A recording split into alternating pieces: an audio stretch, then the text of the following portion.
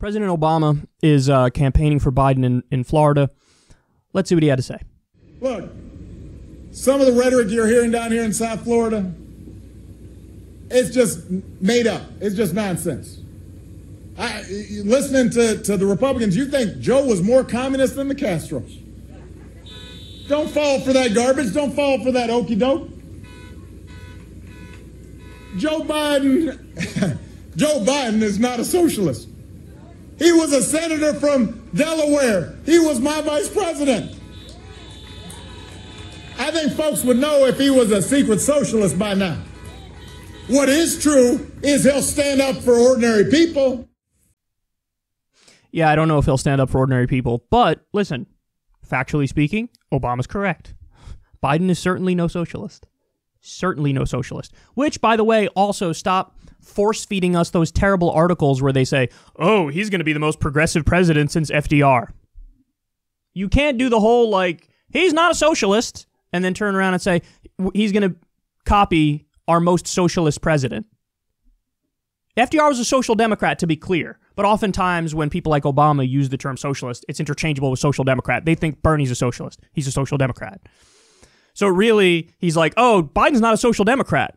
And then there's all these articles that are like, he's going to be like FDR, social democratic.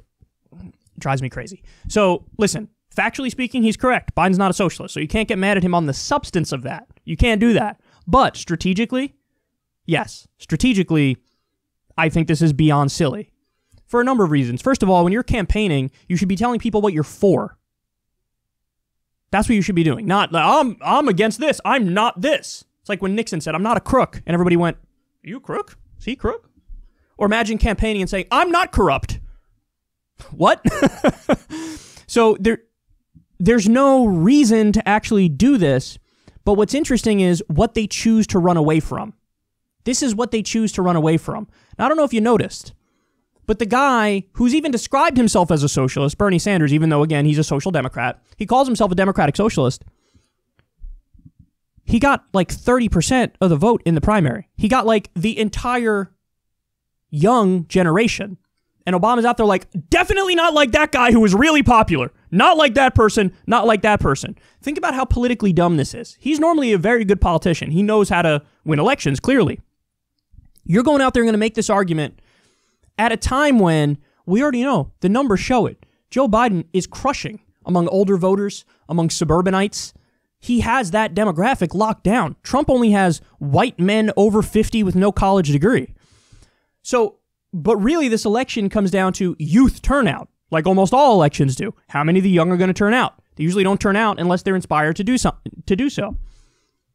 But your argument is, oh, he's not a socialist, even though you guys voted for the person who called himself a socialist and you loved him.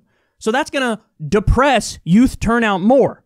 Now, thankfully for Obama, there's already been millions of votes cast, so it's not like this is going to impact anybody necessarily.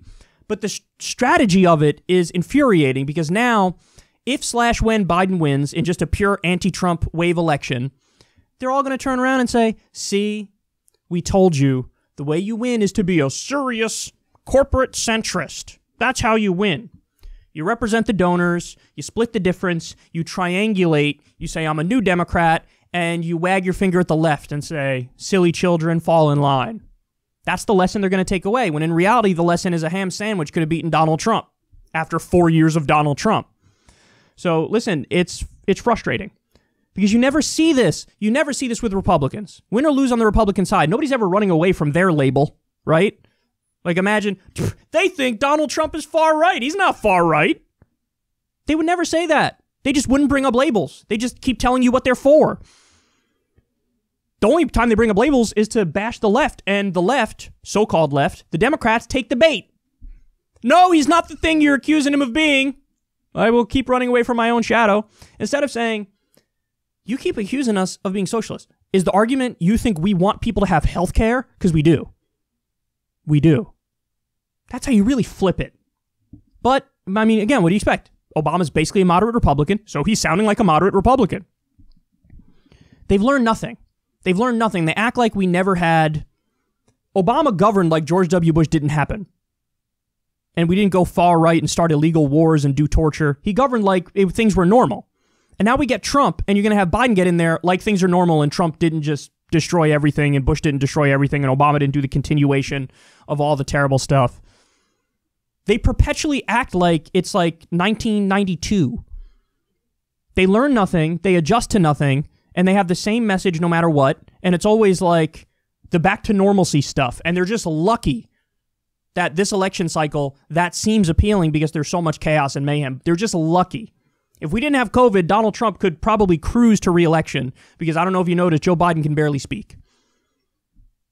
But here we are. Democrats continuing to remind the young, continuing to remind the base, we don't share your values, we don't agree with you at all. Interesting, isn't it?